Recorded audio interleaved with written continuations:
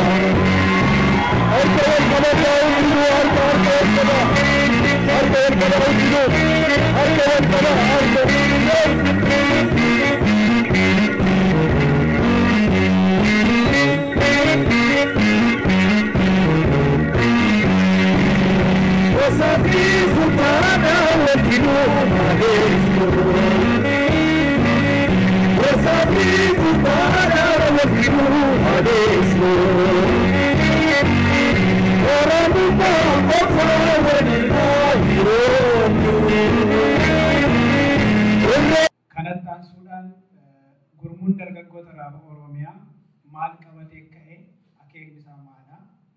Maalirraa ka'eetu akeeka kana qabatee jedhu gabaabsee ibsuu yaala. Gurmuun dargaggoota raaba Oromiyaa ijaaramuunsaa rakkoolee biyya ambaa keessatti Oromoo irratti mul'atan irraa ka'eetu.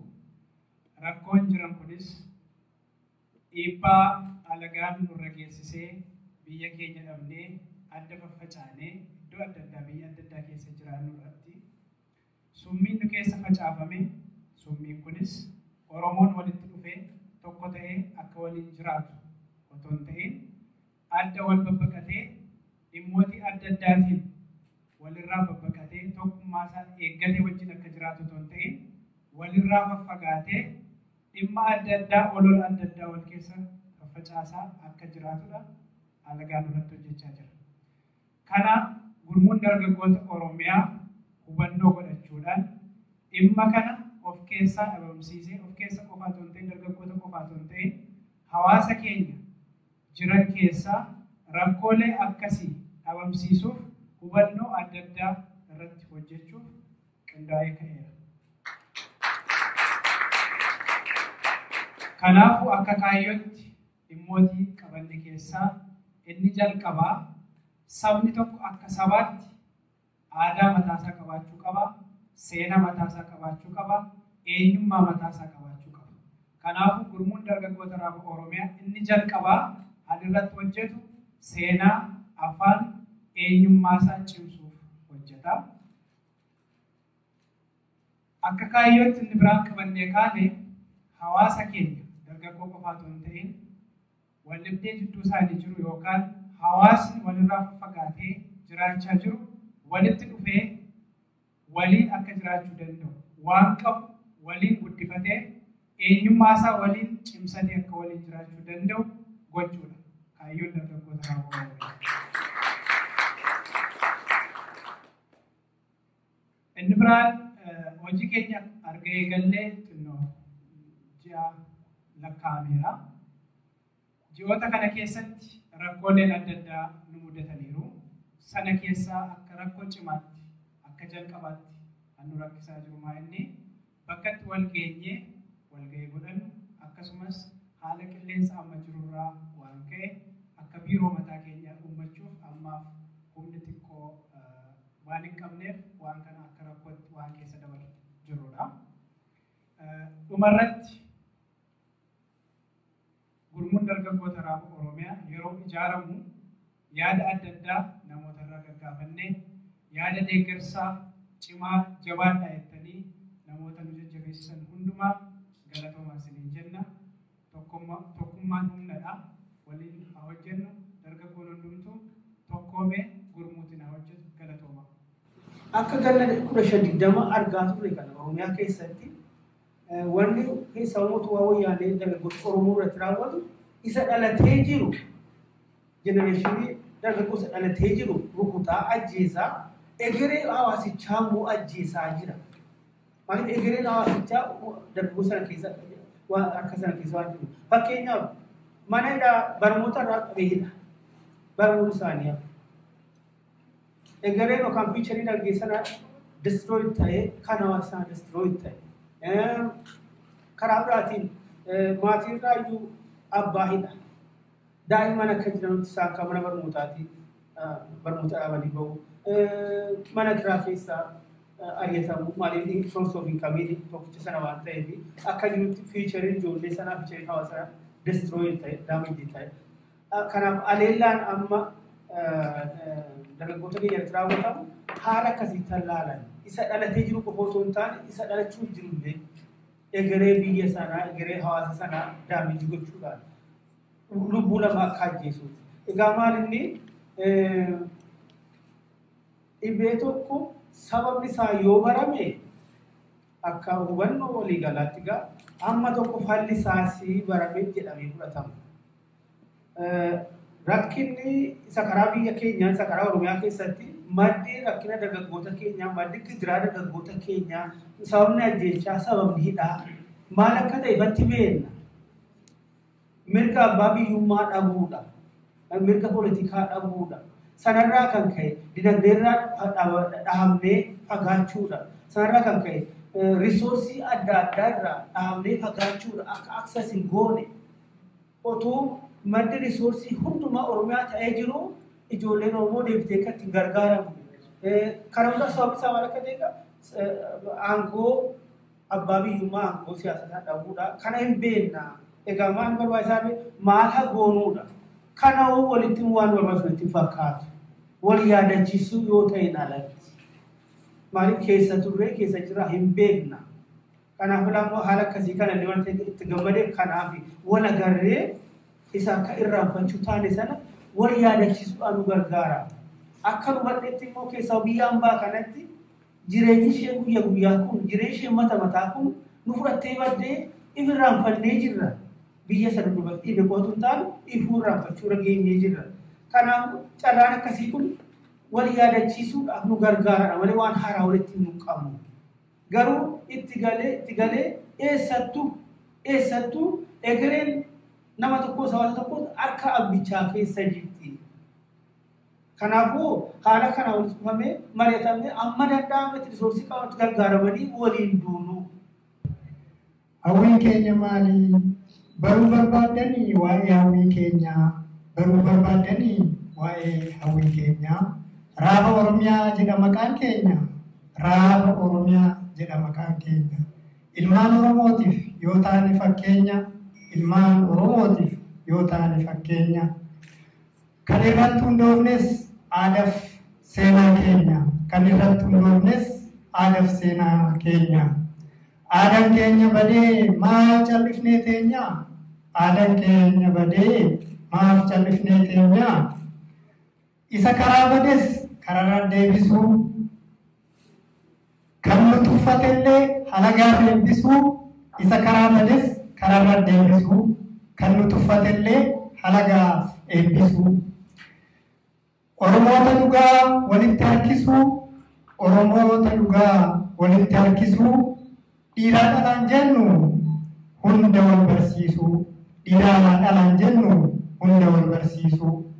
Harka wal qabannee Oromummaa cimsuu, harka wal qabannee Oromummaa cimsuu, warreen fedhii qaban hunda hirmaachisuu, warreen fedhii qaban hundaa hirmaachisuu. Eessaa akka dhufne burqaa yaadachiisuu, eessaa akka dhufnes burqaa yaadachiisuu. Uffannaa aadaatiif diraama mul'isuu, uffannaa aadaatiif diraama mul'isuu. Yaada tokko tokkos walaloon tarreessuu, yaada tokko tokkos walaloon tarreessuu. Fedhii hawwii keenyas kana keessan ibsu, fedhii hawwii keenyas kana keessan ibsu. Gurmuun dargaggoota raaba Oromiyaa kallattii hundarraa dhufne ijoolleen biyyaa. Gurmuun dargaggoota raaba Oromiyaa kallattii hundarraa dhufne ijoolleen biyyaa. Warreen biyya tanaa nurraan baqatinaa, warreen biyya tanaas nurraan baqatinaa. Afaan Oromootis ittiin qaanfatinaa, afaan Oromootis ittiin qaanfatinaa. Nuti isiniif jirraa homaa rakkatinaa, nuti isiniif jirraa homaa rakkatinaa. Qaamanas dhiyaadhaa nurraa fagaatinaa, qaamanas dhiyaadhaa nurraa fagaatinaa.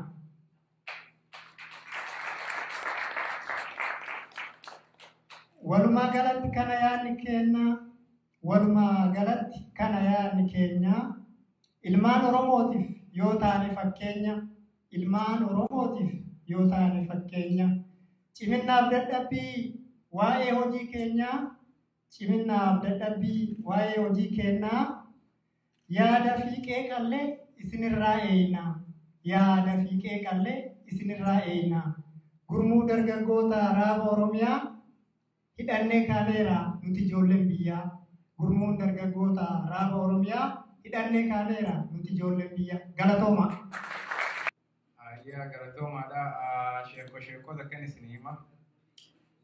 Taarraa tun tanama qophachiiftuu miti garuu jechuun waan irraa baratan waa hedduu qabdi. Gaafa tokko lukkuu takkaatu osoo karaa deemtuuti solooliyaatti dhuftee beektaa. Yaadda lukkuu eessatti deemtaa jennaan duulaaf hin deemaa jetteen. Ijji takka si bal'aadha, miilli tokko si muraadha, akkamitti duultaa jettee gaafatte solooliyaan. Malumaaniin duulaa jetteen aboo ajaa'ibaa rakkati itti duultu kana summan laala jettee jala kaate beekte. Osoo deemanii ammas boofatti dhufan. Boofni jalan eessatti deemtan jeen lukkuu tanaatu duulaaf hin deema jaa ijji takka bal'aadha, miilli tokko muraadha. Akkuma isiin itti duultu laala jeetiin jala deemaa jetteen aboo ajaa'ibaan isin hafuunuman laala jettee jala kaate. Amma osoo deemanii ammas hantuutatti dhufan. Hantuunni jaran eessatti deemtan jeen lukkuu tanaatu nan duula jee deema. Ijji takka bal'aadha, miilli tokko muraadha. Akkuma isiin itti duultu laallennee jala deemnaa jaaniin. Lukkuu akkamitti duultaa jee gaafate beekte malumaaniin duulaa jetteen aboo ajaa'ibaan isinuman laala jee jala fe'e. Ammas osoo deemanii leencatti dhufan. Leenci jarana gara dhiyaatan jeen lukkuu tanaatu nan duula jee deema. Ijji takka bal'aadha, miilli tokko muraadha. Akkuma isiin itti duultu laallennee jala deemnaa jaaniin. Lukkuu ati amma dhugaanuma duultaa jeen hayaa akkati itti duultu sin laalaan agarsiisi jee jala fe'e. Amma osoo deemanii raaree kana keessa dhaqanii horii akka dheedee quufee ciisu kana bira dhaqanii beekee. Amma leenca kophaatti yaamteeti yaa obbo Leencoo gaa guddaan keenyas akka keessanitti itti nuyyuu sigaa ittiin sagalee jee bareedduu saniin. Leenci horii kana jala seenee akka isaa sanitti itti baroode beekte. Horiin amma lafaa jige. Amma tana maddii bu'anii horii cichanii mooraa lukkuu galchanii beekte. Amma tana lukkuun boofa kophaatti yaamteetuma yaa obbo Leencoo kun guddaa kana nuunda fidee horii kana nu jalaa fudhata akka ummataanaa jetteen beektee boofan. Leenci yaa lukkuugaa kana sumaa beekaatummaa malee ittiin horraadhee hiyyeen. Akki godhan laafaadha. Leenci inni ooguu ibidda oogwifatu. Akka du'eetti inni duddoo ibiddatti galee ciisa. Hoggu sanaatti suutee morma jala seenii nu jaajii jetteen beektee. Boofni tana taatu laaftuudha tanaan na dhibaa jeetuma. Morma jala seenee morma kana jala ciniinee summii itti gadhiise beekte. Leenci achumatti ammaan tana hummoo kophaatti yaamte. Yaa hummoo boofni kun leenca guddaa kanaa hundi ajjeese. Nufaa maalayyaa isaa takkaa nutti eegu akka uumataane jettee nama hummoodha. Yaabotana sumaa beeka gayaalu kootummaa malee itti norraa jetteen. Boobni kun inni noo gurafu akkatti walitti marameeta. Ati obsan suutetii afaan kee qottoo kanaan mataa keessa qaago jetteen. Oo tana taatulaaftuudha tanaan na dhibaa jetteen. Hoggu boobni akkasitti ta'a hummoon deeggaruma. Mataa kana keessa qaagooti. Boobni mataa keessa dho'inaan kutee beekte. Achumatti ammaan tanaan tuuta kophatti yaamtee beekte. Yaan tuutetteen. Leenca guddaa sana boofaatu ajjeesee jetteen. Boofa leenca guddaa sana ajjeese. Hummootanaatu ajjeesee jetteen. Hummoon tun amma naafisii ajjeeftee torii kana fudhatte akka umma taanaa jetteen beekte. Hantuunni atummaa malee itti nurraa dhiiggeen. Hummootan hogguu isiin akkatti walitti kurfooytee teessu. Dhaqii baallii tan hundi irratti ciriitti wanta akkas jalaa qabdi beekte. Sanis irratti cicciri jetteen. Ammaan tan hantuunni gawaa ciruun hojii isaatii mire. Jala seenee baallii tanaa fi waa hunda irraa ciree hummoo ajjeesee beekte. Hantuuta ammas yaamtee yaa hantuute jetteen wayi ajaa'ibuma jetteen dhiirummaa ta'e. Leenca guddaa san boofaatu ajjeesee jetteen boofa leenca guddaa san ajjeese. Hummootu ajjeesee jetteen hummoo isaan san hunda ajjeefte siitu ajjeese. Har'a guyyaan keetii jetteeti horii tokko qaltee hantuuta foon irratti fanniftee har'a guyyaan keetii dikee tana irratti beeyi geerarii jetteen beekte. Geerarii naan jettaa maaliin geerarsa beekaa mana wadaa jaambullee maaliin deeggara beekaa ammayyaa ammaa beekaa tabaranaa tana yaalu kusumaa beeku hogginni jiru. Hogginni tabaranaa tana yaalu kusumaa beeka jiru allaattiin dhuftee xaagootee samitti dhuftee. Akkasitti lukkuun malaan dhuftee wanni hundi mooraan dhuftee fi malaan dhuftee akka lukkuun dhuftanaaf yaada. Galatooma hundi neesinu galatooma. Ammas beektaa gaafa tokko allaattii takkaatu ilmoo jaha qabdi. Muka kana gubbaa dheessi beekte ganamarraa jeedalloon dhufte. Allaattii yookaan muka kanan si muraa yookaan sittiin ol koraa takka gadi hin darbitu. Yaa bonatti waliin koreen si mikkannaa itti ilmoo takka gadi darbitiif ganamitti aanus nama dhufti beekte hojjetu. Allaattii takka gadi hin darbitu yookaan muka kanan si muraa yookaan sittiin ol koraa. Ammas takka akkasitti ganama shan darbite takkaafteef ganama san illee ittiin jeedalloo dura dhufte. Allaattii har'a maal taate akkatti muusoytee teessaa ittiin. Yaa bo jeedalloon ilmaan kiyya shanna jalaa fitte. Yookaan muka kanan si jalaa muraa yookaan sittiin ol koreetti hundana jalaa fitte amma williidha dhuftee takkittii tanas na jalaa fudhatti. Tanaafi jetteen. Illeentiin yaabbata goowwitti akkamitti jeedalloon akkasii gowwoomsiti. Yoo qottoo qabaatte murii yoo horuu dandeesse natti horii jettuun bada goowwaa jeedalloon muka horuu dandeessu jetteen. Ammaan tana jeedalloon achiin dhuftee akkasiisanii. Allaattii yookaan muka kanan si muraa yookaan sittiin ol koraa amma takka gadi hin darbitu jetteen. Yoo qottoo qabaatte murii yoo dandeesse horii jetteen. Arreenyutu ganama asiin dabre jetteen. Illeentiitu asiin dabre jetteen. Jeedalloon kaatee leenca bira dheeyte yaa obbo Leencoo. Ati osoo illeentiin kophee kee tolchuu beektu akkamitti miilaan deemtaa jetteen. Ammaan tana bakka illeentiin jirtu nageessi jeen beekte.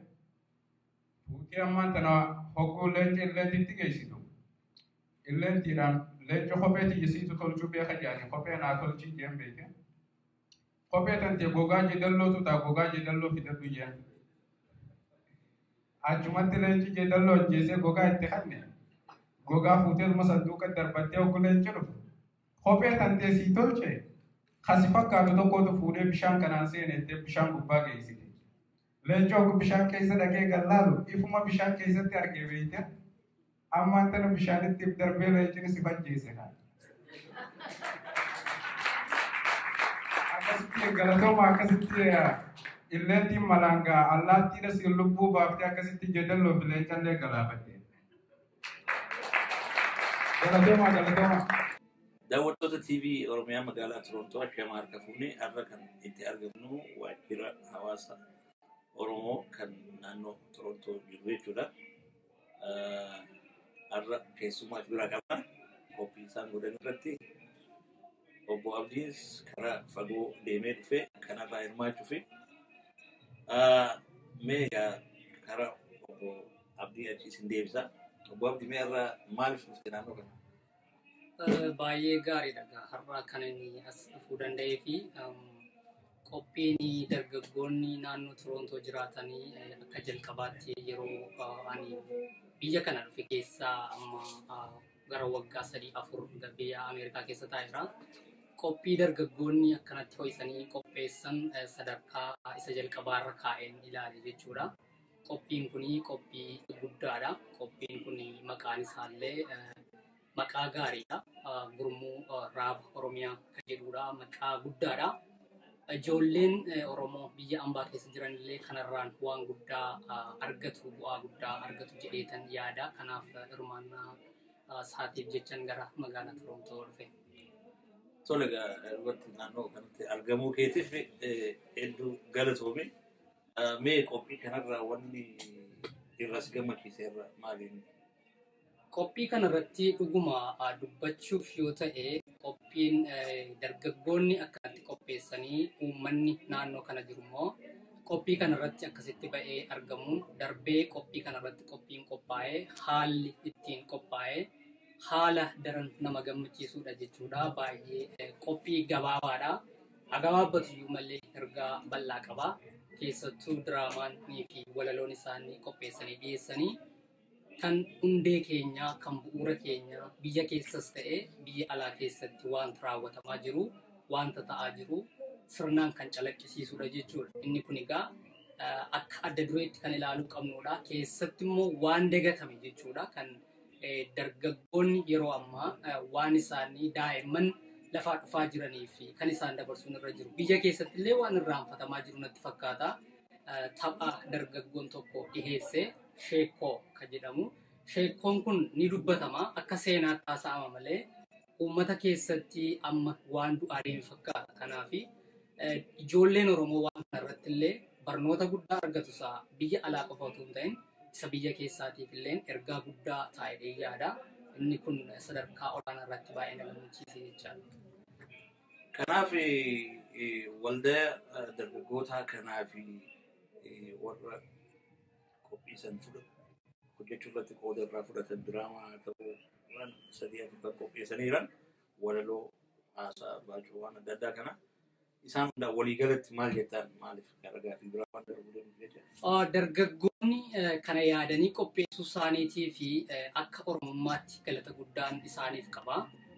Dargaggoonni kun immoo yeroo baay'ee wanti kana dura ta'aa tureef wanti ilaalaa turre waan jalqabamee karaatti doomutu baay'ata. Oromoon dargaggoota ta'uu jaarsolii keenyas ta'anii harmoolii keenyas ta'anii waan tokko ni jalqabaa gurmuudhaan uummatti walitti dhufee ni jalqabaa.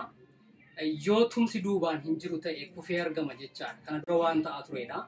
Dargaggoonni kun immoo isa darbe sanarraa waa baratanii waan tokko wanta sirreeffachuu qaban yoo jiraate dogongora kana dura ta'aa ture uummata keessatti kan gufuu ta'aa turanii fi gurmuu uummataa kan jeeqaa turan waan hedduutu jira. Isaan hedduu sana keessa deebi'ee gurmuun amma dhaabbate kun ilaaluudhaan ejjennoo isaa cimsatee jaalala uummataa akkaataa itti uummatarraa jaalala argatee uummataafis jaalala hiruu danda'u barumsa waan qabuuf jechaadha. Haala ammatti fufan kana waan utuu walirraa hin citin sadarkaa danda'ameen uummatis immoo duubaan deeggarsa barbaachisaa ta'e gochuufiin wal gargaaranii tumsa guddaadhaan wanta adda ta'e tokko uumanii gadi ba'uun gaariidha jechuudha. Kanaaf dargaggoonni kun hundumti isaanii keessattuu warri walaloo qopheessan dandeettii addaa qabu. Warri diraamaa kana akkasittiin barreessee lafa kaa'ee ilaalchi inni qabu ilaalchi Oromoo hundumaa keessa jirudha jechaadha. Baafnee dubbachuu dadhabna malee keessa keenya waan jirudha jechaadha. Kanaaf warri akkanatti dandeettii akkasiis qaban kun fuulduratti iyyuu cimsanii irratti hojjechuu qabu jechaadha. Isa kana keessatti galanni isaanii guddaadha. Dheetan lafa kaa'aa jabaatanii itti fufuu qabu. Tole gaamee egaa waan dargaggoota jalqabneef kanuma keessa oofnaa yeroo ammaan tanaa akka fakkaatutti dargaggoonni bifa adda addaatiin duree hawaasaa ta'aniiti deemaa jira. Amma fakkeenyaaf yoo fudhanne adde toltuu tan Awustiraaliyaa jirtu Dr. Tufaa jechuudha. Akkasuma obbo Johaaris atis obbo Mahammadis warreen akka fi deemaa kun hundi yeroo ammaan tanaa hojii gaarii hojjechaa jiran. Warra kanaaf mee dhaamsi ati dabarsitu fillee dabaltee dargaggoota adda addaa kan waan kan irratti bobba'aa jiran fi hawaasni hoo isaaniif deeggarsa akkam kennuu qaba kan jedhu kan irratti yoo xiqqoo ibsan ulaatte. Baay'ee gaariidha. Inni kun yeroo hundumaa kan keessa kootiin na dhikkifatu ture. Lafti itti baasanii dubbatan garuu argamuun waa tokko. Inni guddaan TV'n asitti dhaabbate kuni sagantaa guddaadha. Waan kana immoo irratti ol baanee dubbachuu qofa otoo hin ta'in ergaan uummaticha bira ga'u kun uummatichi immoo ergaa sana fudhatee akkaataa inni itti hojiirra oolchuu danda'uuf baay'ee nu fayyada jedhee yaada. Uummanni keenya illee kanarratti quba qaba. Yeroo ammaan kana akkuma isin naa kaaftan waan kun baay'ee ulfaataadha. Sadarkaan amma sochiin ammatti jiru haala aadaa guddisuu, haala uummaticha tokkoomsuudhaaf irratti hojjetamaa jiru keessatti dargaggoon ga'ee guddaa fudhachaa jira. Tarkaanfiin dargaggoon fudhatu kun mata mataadhaan deemuu hin qabu. Qofa qofaadhaan akkuma ba'anitti inni tokko karaa sanarra deeme inni tokko karaa sanarra deemuun irra hin jiru. Otoo yeroo yaada tokko baasan gurmuudhaan walitti dhufuu danda'anii.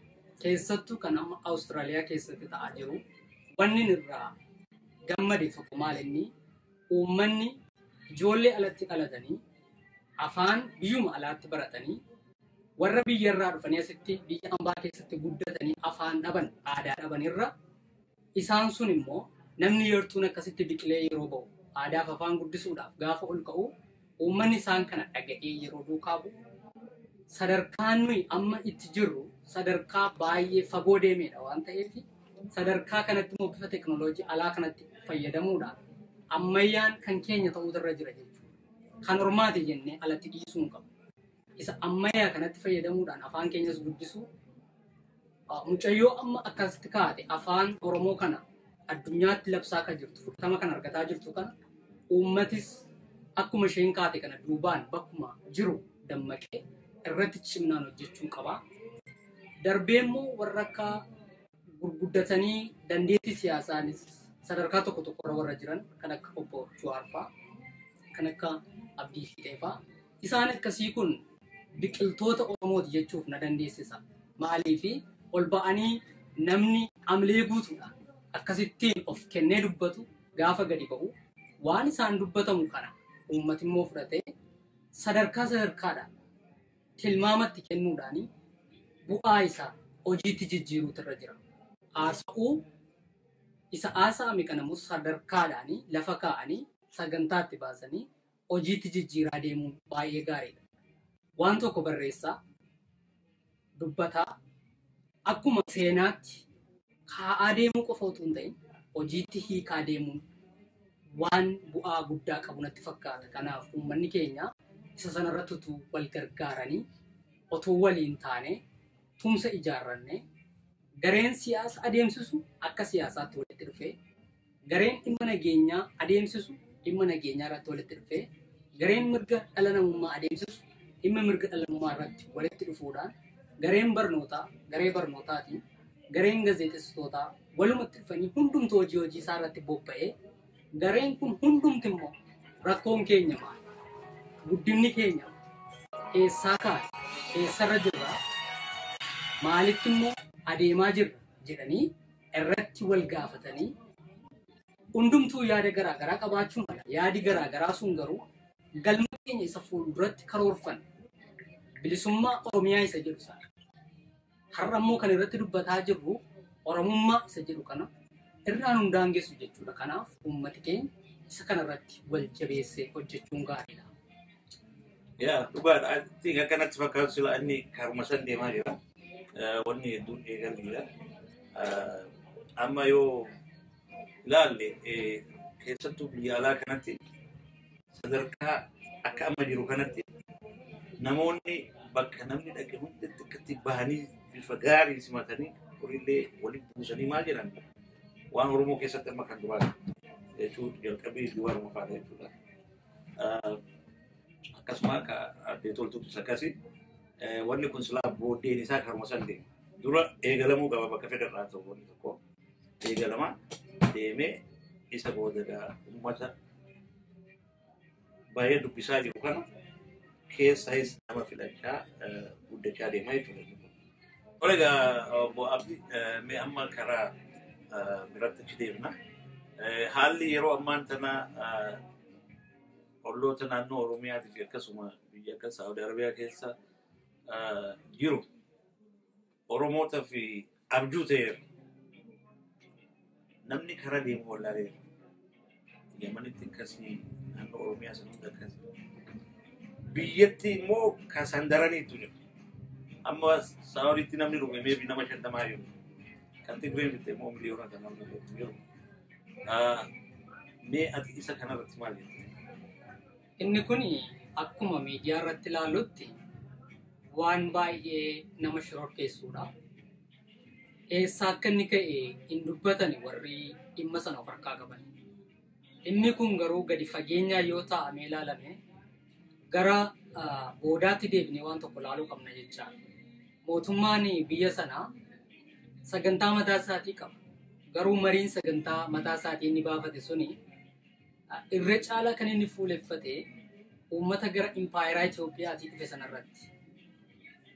Yeroo kamiyyuu caalaa yoo laalle baqataan biyya sanatti godaanu baqattummaadhaan kan dhaqu qofa otoo hin ta'in dhimma biraadhaaf kan achitti godaanan hedduutu jiru jecha.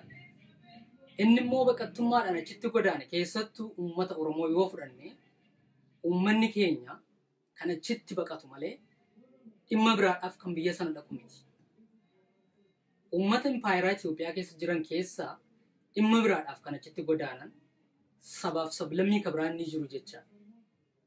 Dhimmi biraaf warri achitti godaanan sun haalli isaaniif akka isaan itti dhaqanitti isaaniif mijate yeroo jiraatanitti uummanni keenya immoo baqattummaadhaan achi keessa jiraata. Roorroo guddaadhaan achi keessa jiraata. Gara biyyaatti deebi'uuf rakkina guddaadha. Biyya sanarraa biyya biraa dhaquudhaafis ammas rakkina biraatu jira jechaadha. Warri haalli ta'ee fi achi keessa jiraatan sun waan seerri lafa sanaa hin eeyyamne dalagu. Isa kana namni addaan baasee dubbate hin jiru. Mootummaan biyya sanaas hin dubbatu. Warra achitti waan sun irratti raawwates hin dubbatan jechaadha. Waan sanarraan ka'uudhaan uummanni inni miidhamuu hin qabne miidhameera jechaadha. Isa kanarratti eenyutu harka keessaa qaba laata nama jechisiisaa jechuudha. Keessa deebinee yoo laalle mootummaan suni maaliif uummata impaayeraa Itoophiyaa irraa achitti baqate sana irratti fuuleffate? Sababaa mataa isaa danda'e qaba jechuudha. Kana warra siyaasaaf dhimma uummataa qorataniifan dhiisa. Isaanillee keessa gadi bu'anii ilaaluutu isaan irra jira jechuudha. Falmaan mirga dhala namummaa hanga ammaatti waa'ee sana viidiyoo yeroo laalu, suuraalee garaagaraa yeroo laalu, yeroo uummata achitti miidhamu sana ibsanni irratti baase bal'inaanii hagammaatti hin argine. Kunis sababa mataa isaa danda'e qaba jecha. Isa kanas waan hojii sana warra hojjetaniifan dhiisa jechuudha.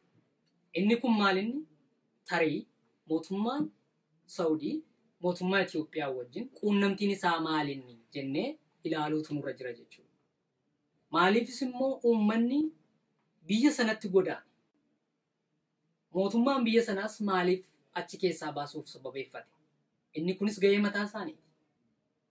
Uummata Oromoo irratti garuu akka addaa ta'ee wanti raawwatamu waan nama gaddisiisuudha jechuudha. Maaliif kan dhageenyullee kan ilaalullee baay'een isaanii utuu afaan Oromoo dubbatanii dhageenya jechaadha viidiyoo garaagaraa irratti. Kanaaf uummatni sun rakkoon inni keessa jiru gadi fageenyaan yoo gadi buunee ilaalle mootummaan Itoophiyaa fi mootummaan Saawudii waan waliin hojjetan qabaachuu malu jedhee kan yaadaa jechuudha. Inni silaafuu waan waliin hojjetan forchuur ni qabani. Eegalli irratti mootummaan Itoophiyaatu akka itti dhiyeessaa ture. Kan nama miidhamee fi kana dhiisee warri biyya isaanii deemee biyya namaa dhaqee badii hojjechuu isaaniiti kan garuu waan tokko kan mataa keessa namni jiru maali? Namoonni tokko tokko akka jedhan biyya isaaniitti namni dhaqe kanaaf jarri biyya isaanii keessatti waan barbaadan godhuu danda'anii jiran ibi mootummoonni adda addallee. Yoo sun akkas ta'e maaliif yeroo Oromoon wayyaaniin gubbaa dhufte nurraa haa baatu yeroo jedhan biyya Oromootiin ifirraa baasuu dandeessi. Yerojan mahali fi shoror kesitu malu makana dadda mungkin sittifakat. Inni kuni gaaffii baay'ee hundeedhaan gaafatamuu qabudha. Sammuu nama hundumaa keessas waan jiru. Biyya isaanii keessatti akka barbaadan lammii biraa gochuudhaa fi mirga tokko yoo qaban. Seera mootummaa addunyaatiin himatanii qabanii seeraan biyyatti deebisu malee nama hidhanii reebuun, qaluun, fannisuun, poolisiin 7-5 ta'ee dubartii tokko gudeeduun inni kun yakkarra caalu. Isa kana naannessinee yoo karaa siyaasa biyya keenyaatti galchine waan baay'ee nama ajaa'ibsiisudha jechaa. Namoonni yaada akkanaa kana dhiyeessanii Oromiyaa keessatti sabaaf sablammiin Itoophiyaa keessa jiru gara Oromiyaatti godaanee lafa Oromiyaa keessa qotatee, daldalatee, irratti sooromee, irratti duroomee, ummaticha keessa akkuma ummatichaa ta'ee bula. Yoo fedhe saame, yoo fedhe ajjeese, yoo fedhe immoo hidhaa jira jechaadha. Inni kun maaliin kan keenya, ummanni keenya lakkinan saamtu jedhe yoo ka'e irratti saba isa biraa irratti dubbate aangoo qabu waan ta'aniif akka barbaadan godhu. Mootummaan addunyaa otoo itti maniyyuu gadi bu'ee biyya sana keessa seenee waan irraa ilaalu hin qabu. Kana jechuun maaliin uummanni keenya kan hirkata isa ala jiru yookaan warra aangoo gurguddaa irra jiran qabu sana sirriitti rakkoo kana wal qabsiisanii mootummoota alaa kanatti in ibsinee laata kan jedhutu gaaffii keessa na seensa jechuudha. Dhugumas immoo taanaan biyya alaa kanatti yookaan waan tokko gochuudhaaf waa'ee Oromiyaa yoo dubbanne, waa'ee Oromoo yoo dubbanne gaaffii garaagaraatu nutti dhufa. Akka waan sana dura bara dheeraadhaaf uummanni Oromoo jedhamu iyyuu akka hin turrefaatti deebitu namaa deebi'a. Maaliif hin dhaga'amne kan jedhutu nama jechisiisa jechaadha. Biyyichis lafti uummanni Oromoo irra jiraatu sun biyya mitiis kan nama jechisiisu ni jira jechaadha. Maaliif uummaticha akka uummataatti ni ilaalan waan ta'eef. Otoo akkuma jedhani namni biyya kabiraadhaa biyya tokkotti yeroo godaanu rakkoon isaa ta'u, hojiin isaa ta'u biyya sana keessatti mirga dhala namummaa kan mataa isaatii qabaachuu qaba namni tokko. Waraqaas yoo hin qabaatin biyya sana keessaa seeraan qabamee gara biyya isaatti deebi'a. Warri biyya hin qabne garuu warri kun biyya kooti jedhee irraa falmachuu hin dandeenye kan akka uummata Oromoo jechaadha. Uummaticha keessa waan jiru gadi buudee seccaan ilaalutu nurra jira jechaadha. Maaltu jira? Uummanni Oromoo waan qabu qabeenya isaa, lafa isaa, maallaqa isaa, ijoollee isaallee dabarsee alagaadhaaf waan kennu fakkaata. Maaliif yoo jenne Oromoo keessaa kan saba biraa tajaajilan jiru kan mootummaa Itoophiyaa keessa hojjetan amma fakkeenyaa fi hedduun isaanii waanuma mootummaan sun ta'e isa waliin ta'u jechaadha. Gadi bu'anii rakkoo uummataa sana ni ilaalan jechaadha. Kan biyya alaa kanaa wajjin wal bira finnee yoo ilaalle kan keenya waan addaati jechaadha. Kanaaf osoo warri biyya namaarraa biyya biraatti yeroo godaanan mirgi isaanii akka kana dhiitama ta'e uummata meeqatu biyya Ameerikaa keessa jira? Uummata meeqatu biyya Kanaadaa keessa jira? Uummata kana irratti waan akkasiitu ta'e hin argine. Otoo ta'ees immoo mootummaan addunyaa waan afaan qabatatti hin fakkaatu irratti dubbataa jechuudha. Mee inni kun keessatti waan biyya sa'aatiitti ta'uu sun laattisee yeroo ammaan kana Habashaan akka malee wal jaartee hiriira bahu xalayaa barreessuun waan baay'ee irratti hojjechaa jiran. Bu'aa siyaasaa maal keessaa argachuu jirra kun akkanatti halkanii guyyaa taamaanyeef dura buusanii waan kana itti jiran sitti fakkaata. Inni kun waan ifa keessa jirudha.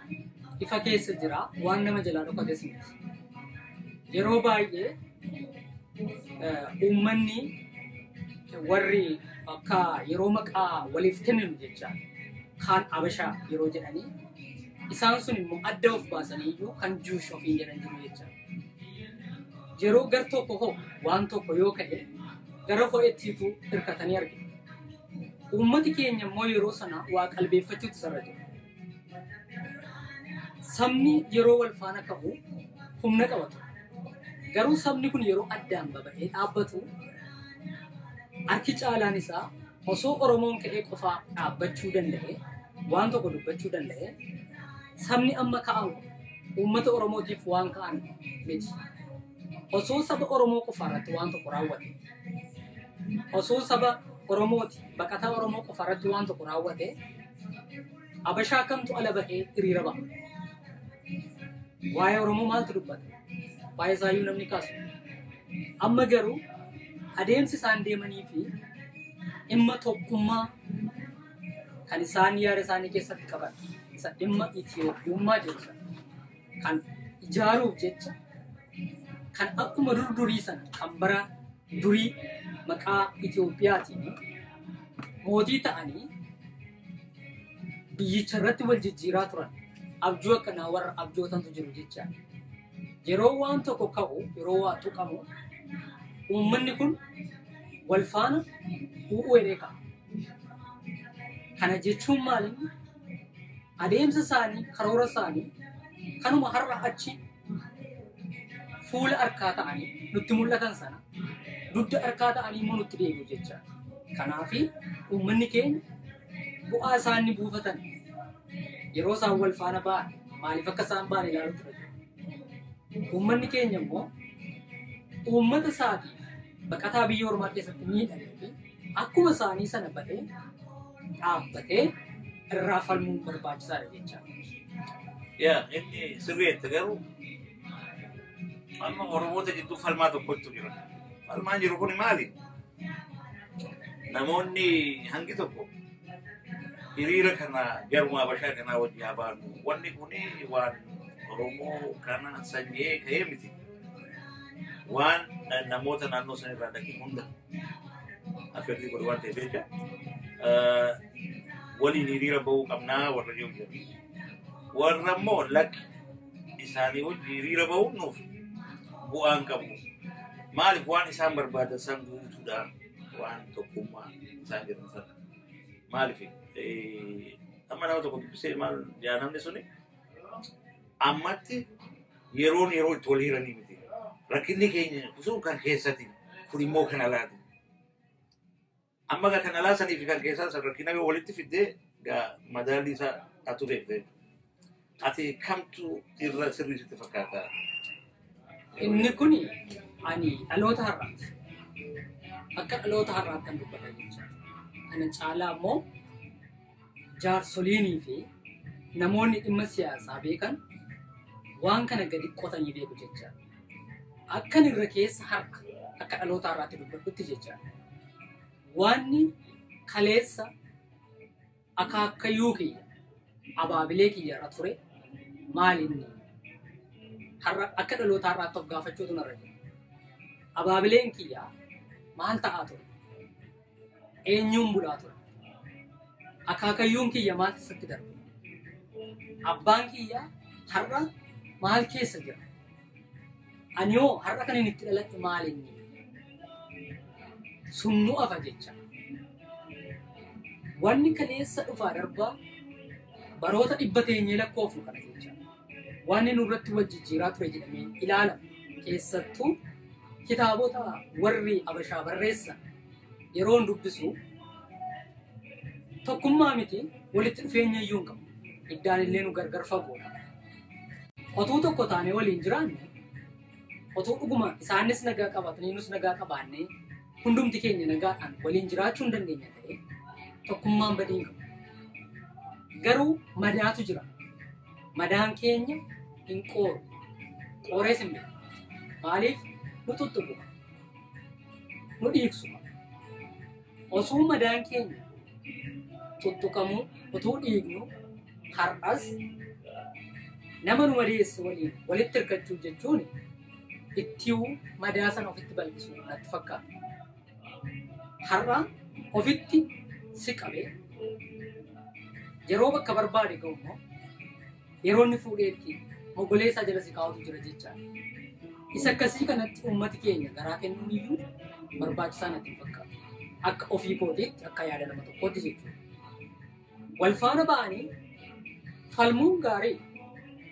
Garuu wanti falmaniif sun kan isaanii har'a ofii isaanii keessatti hojjechaa jiran sun dhuguma dhimma sanaa fi jennee of gaafachuun barbaachisaa. Qofaa keenya akka Oromootti dhaabbannee, akka sabaatti dhaabbannee, akka biyyaatti of waamsisuu nama danda'u. Kanaaf hirkannaa baay'ee nu feessuuf jecha hirkannaatu nu kuffisa. Oromatti hirkachuun bu'aan isaa kufaati. Gaara ba'uun hin danda'amu. Ofitti hirkatan garuu gaara ba'uun ni danda'ama. Humna ofii beeku waan ta'eef. Waan baay'ee deema yoo ta'e ba'aan baadhu sana amma humna kootiitti hambeeka. Ofirratti hin hirkadhe jecha. Nama biraa irratti ba'aa sana baay'ee yoo hirkadhe garuu namni sun ba'aan baadhu naa baachuu hin danda'u. Inni na jalaa kufnaan yookaan immoo inni ba'aa sanaan na darbee na kuffisee na bira darbaa jecha. Kanaafi galman barbaade sana ga'uudhaaf ofitti hirkannoodhaan adeemutu narra jira jechaan amma humna kootiin beeka waan ta'eef. Oromoon immoo saba. Isaan garuu kan nu waaman akka gosaati. Nu immoo gosa miti. Nu saba. Biyyi keenyas Oromiyaa. Isaan garuu naannootti nu waamu. Isa kanaafi dhaloonni har'aa keessattuu waan ani jalqaba jedhe sana ilaaluutu irra jira. Keessatti of galchee eenyu kaleessa maal turre har'a maal irra jirra. Boriyoo maaltu nu eeggata jedhee dhaloonni har'aa dhimma sana irratti ilaalcha bal'aa qabaachuutu irra jira jedhee yaada. Yaa tola gammee inni kan biraa tokko amma mormii namas tokko kan jiru diina filachuun nama rakkisa. Diina asi balleessuu deemu si balleessuu deemu. Amma namoonni cinaan tokko amaara wayyaa waka jiru jira. Kun wayyaanee wayyaa waka jiru jira. Waan kanaatti akkamitti ilaalu? Inni kun baay'ee waan nama dhibu. Namoonni akkasitti yaadanii har'as inuma jiru. Kaleessas kufaatiin kan dhufee waanuma sanarraa maaliif obboleessa dagatee alagaatu utuu hirkatu argina. Alagaan sun immoo isa fuudhee fagoon deemsisu jecha. Isa gatee deema. Obboleessi isaa isa boodaan dhufe immoo isa baachuutti rakkata jecha. Isa kufee karaatti hafe sana kaasuutti yeroo itti fudhata jecha. Kanaafi obboleessa dagachuu, obboleettiin obboleettii dagachuu, obboleessaaf obboleettiin wal dagachuu qabu. Isaanni har'a sabni gosa gosaan yoo lafa keenya ilaalle akka sabaatti lakkaa'amu. Maaliif hidda warri qaban hidda isaanii beeku. Kan hidda hin qabne yoo jiraates lafa irraa biqile beeka jecha. Yoomiyyuu taanaan hundumtuu biqilaa isaatti gala waan ta'eef nu saba biraatti galuu hin dandeenye. Hiddi keenya kuushi irraa dhufne har'a Oromoodha. Oromummaa keenyaan dhaabbanne biyya keenya akka sabaatti kan keenya waliin qabachuu dandeenya. Kabiraatti hirkachuun garuu har'a Oromoon amaaromuu hin danda'u. Maqaan amaaraa ta'uu danda'a. Yaadaan amaaraa ta'uu danda'a. Dhiigaan garuu tasuma jijjiiramuu danda'a. Warri yaada akkasii yaadan garuu xiqqoo tokko wanti nutti hanqate jira. Kanaaf keessa deddeebiin otoo itti yaadne, otoo itti ilaalle inni kun barbaachisaa natti fakkaata. Kanaaf of ta'uun gaariidha. Inni gaariidha. Inni sirrii waan akkette. Waan lameen jedhe sana. Kanaaf turre gaarii sanii turre gaarii keessaa lamaan jedha. Wayyaanee gaarii jaa amaara turre wayyaa jaa isa kanarra maal nyaati? Nuufi warri Amaaraas warri gosa wayyaanee keessaa dhufanis warri Tigiree jechuudha. Isaan lamaan akka obbolaatti turan. Oromoodhaaf kamumtu kan kaleessa miidhaa guddaa uummata Oromoo irraan ga'e saba karaa Amaaraa irraa gad dhufe. Kan immoo har'aan kana irratti bargaanfatee dhimma qabeenyaa isaatii haala ittiin ofii isaatii duroo namni dhuunfaan kan ittiin fala baafatu kan uummata sana keessaa as dhufan uummata Tigree keessaa kanas ba'anii dhimma hojii keessatti yoo laalle uummanni Oromoo sadarkaa gajjallaarra jiru. Isaan lamaanuu garuu sadarkaarra keessaarra jiru bakka galii bu'ee jiru irra kaa'amu jecha. Nuuf gam lamaanuutti iyyuu sanu waan nu waliin madaalulleen hin jiru isaan sana wayya yookaan isaan kana wayya jennee waan ni fudhannu tokko illee. Egaa Oromoommaatu gaarii jettati. Akkas. Bilisummaan. Mirgi keenyas. Okay, mee amma gara baay'eetti deemna. Mee gara biyyatti yeroo achi deemne haalli yeroo ammaan tana Oromiyaa keessa jiru gara Itoophiyaa san keessa jiru Oromoodhaaf eeguma ati biyyaa baate hanga kana gidduutti cunqursaan hin hammaateettamu moo xiqqoo wayyaa'eettamu haalli walii galatti akkamitti fakkaata? Inni kuni nu warra keessa turee fi ifa guyyaa keessa jiru. Isa immoo xiqqoo irraa fagaatee yookaan immoo achuma taa'ee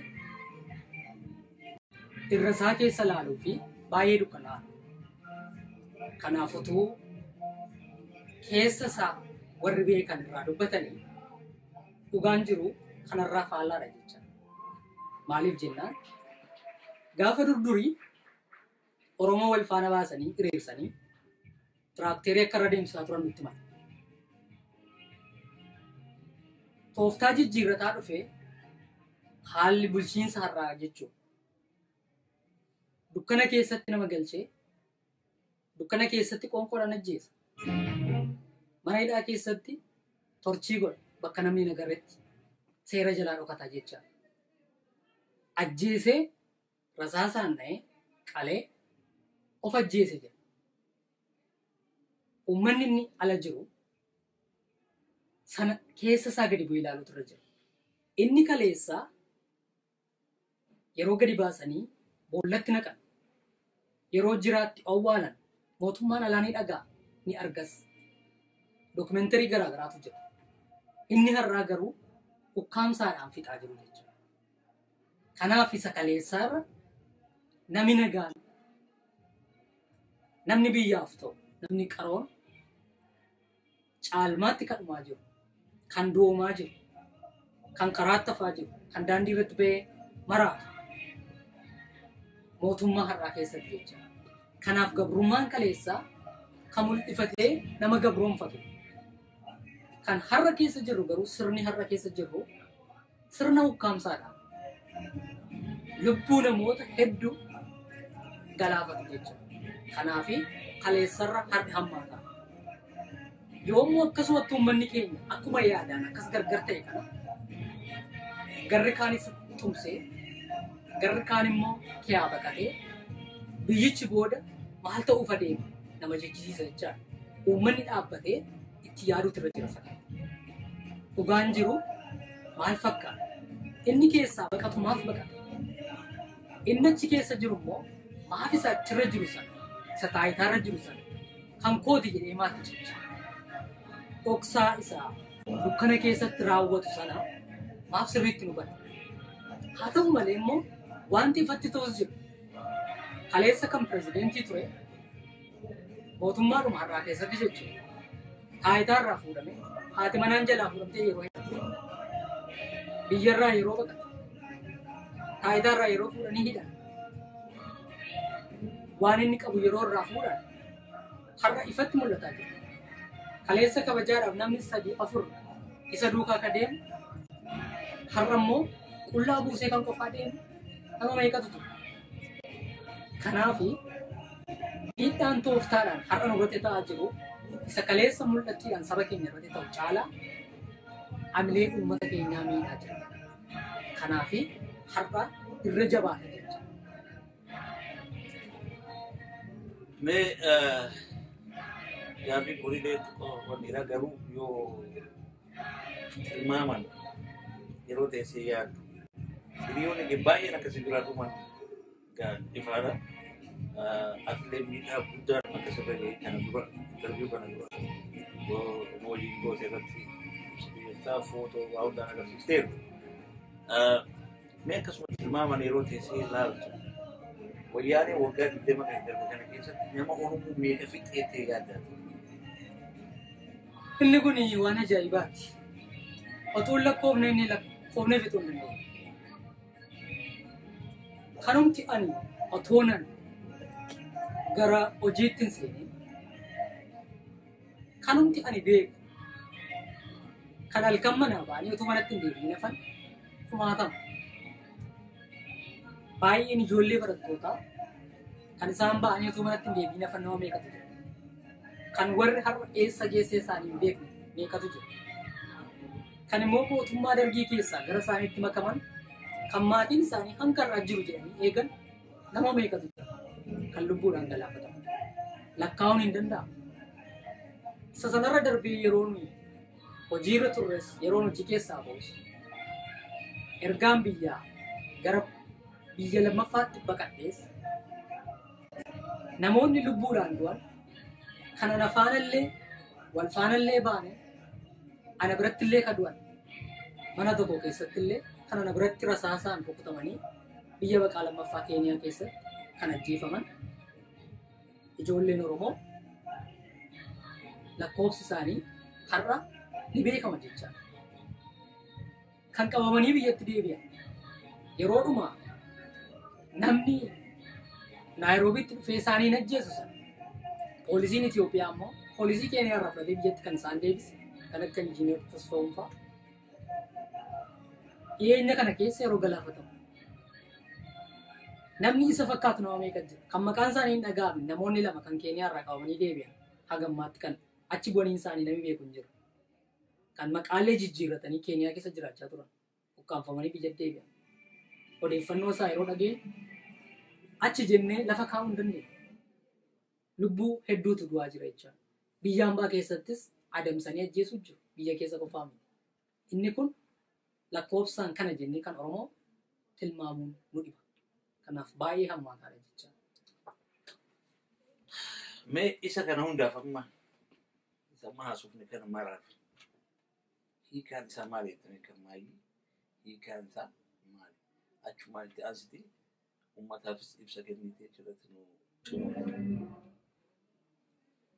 gaarii. Inni kuni furmaata isaa tokkoof tokko. Kunis maal inni? Uummanni kun inni uummata keenya irratti godaane uummata keenya keessaa harka deeffachuu qaba. Uummata keenya keessaa harka deeffachuudha yoo baate rakkinni akkuma kanatti itti fufa jechuudha. Sana gochuuf immoo uummanni Oromoo inni biyya keessaas inni biyya alaas yaadaan walitti dhiyaachuu qaba. Dhugaa dhokatee sirriitti xiinxalee irratti hojjechuun barbaachisaadha. Dhugaa bakkee baasuun barbaachisaadha. Dhugaa tokkaamamee jira. Akka uummati tokkummaadhaan walitti hin dhufnee fi uummata keessa hidda isaanii naqatanii uummata garaagaraan walitti buusu. Yoo tokko waldaa sitti ijaare uummatuma keessaa immoo nama tokko immoo dhaqanii qabatanii waldaa biraa akka inni faallaa sanaa ijaaru. Yoo tokko asitti dhaaba tokko fudhatee gadi ba'ee gara biraadhaan isaan immoo deemanii dhaaba biraa keessa seensisanii uummatuma keessaa nama muraasa ijaarratanii dhaabi akka gargar caccabu. Jiruuf jireenya uummataa silaa hawaasi Oromoo akka aadaa isaatiitti kan waliin hojjetu, kan waliin ba'u, kan gaddaaf gammachuu waliin hirmaatu, akka inni waliin hin hirmaanne godhu, akka inni yaada keessa wal dhidhiibu godhu jecha. Dhidhiibbaan kun uummata biratti mul'achuutu irra jira. Eenyutu nutti seenaa? Yaadi namni tokko fidee waldaa hawaasaa keessatti dubbatu eessaa dhufe? Akkamitti nu seene? karamirraa dhufe isa sanatti uummata keenya madaallii kennuu qabu. Madaallii sana yoo itti kennu kara qubi seente abootteenis seena jira. Waan xiqqoodhaaf yoo bakka laan namni tokko yaada tokko yoo fide waldaa hawaasaa keessatti dhaaba keessattis bakkuma hundaa bakka Oromoon itti walitti qabamuu danda'u. Yaadi xiqqaan yeroo dhufee nutti seenu yaada sanaaf bakka laannee hundumtuu yaada sana fudhatee babal'isuurra yaada sana achumatti qabnee lafa inni dhufe sirriitti hubachuun barbaachisaadha. Eessatti immoo akka inni nu oofu beekutu nurra jira jechaa. Dhidhiibamuu hin qabu. Namni nu dhidhiibuu hin qabu. Nuti ofii keenya of dhidhiibuun barbaachisaadha. Dhimma kanarratti tokkummaan barbaachisaadha jechaa. Tokkummaan uummata keenyaa ammallee haalli inni irra jiru haala ga'aadhaati. Gama siyaasaattis yaada garaagaraa jira. Gama waldaa hawaasaattis yaada garaagaraatu jira. Yaadi kun walitti kuufamee bu'uura kan kaleessa irraa biqile isa Oromummaa jecha. Oromummaa irra dhaabbatee isa jecha. Har'aan kan ijatti naquudhaa fi uummati kun gurmuu cimaa uummachuutu irra jira. Gurmuun hawaasa Oromoo guddaa ture. Seenaan Oromoo bal'aa. Oromoon nama uummata gadaadhaan buluudha. Addunyaa irratti illee nama hangafa ta'uu danda'u jedhamee yaadama. Garuu har'a fagoo duubatti kan hafne nuyi. Waliin teenyee rakkoo keenya hiikkachuu danda'uu qaba. Yoo waliin yaada tokko wanti wal mormu yoo jiraate akka aadaatti ta'anii waldaan waldaadhaan walitti dhufee hawaasni hawaasaa walitti dhufee akka jiranitti jecha waan qaban walitti fidanii irratti mari'atanii marii sanaaf immoo furmaata fiduu haasa'uu qofa miti dubbachuu qofa miti sagantaa baasanii sagantaa sana irratti hojiitti jijjiiruu danda'udha jecha. Isa kana gochuuf tokkummaan baay'ee barbaachisaadha. Uummanni keenya kaleessas aadaa qabu sana har'a cimsee ijaaree sirna gadaa isaatii bal'isuu, guddisuu, afaaniif aadaa isaa saba biyya lafaa jiran keessatti akkuma afaan tokko, akkuma aadaa saba tokko, akkuma seenaa saba guddaa tokkootti baasee guddina isaa sana ibsuutu irra jira. Mootummaan addunyaan beeka. Sabni Oromoo saba bal'aa akka ta'e beeka. Uummanni Oromoo immoo tokko ta'ee mootummaa addunyaa kanatti bahuutu irra jira jecha. Uummata addunyaa kana keessatti beekaman keessaa Oromoon nus uummata bal'aa tokko lafa tokkorra kan qubannu aadaa tokko kan qabnu jedhee uummanni Oromoo wal qabatee yaada wal tumse tokko wal ijaare tokko mootummaa addunyaatti yoo dhiyaate rakkoon kee roorroon kee ittiin fufu jecha. Yoo nuyi ukkaaman warruma nu ukkaamsuuf yoo haangoo laanne ukkaamsaan kee baruma baraan walirraa fuudhanii nu ukkaamsaa deemu jecha. Mootummaan alaas nu dhaga'uu hin danda'u. Yoo abbaan iyyate hollaan namaa dirmata. Isa kana sirriitti hubannee tokkummaa keenya keessattuu waldaan hawaasaa bakka jiru wal gaafachuu. Maal akka hojjetu, maal irratti akka hojjechuu barbaadu, fuuldurri isaa maal akka ta'e, maaliif waldaan akka barbaachise, dhimma waldaa irratti yeroon ammaa kun yerootti dhimma waldaa irratti haasa'uu nama argina. Waldaan ijaaramnaan nagaa jira. Nagaan jiraannaan kabajaa jira. Kabajaan jiraannaan immoo humnatu jira. Humni jiraannaan tokkummaa jira. Tokkummaan jiraannaan immoo galma gahuu salphaadha jechuudha. Kanarratti uummati keenya hojjechuun baay'ee barbaachisaadha.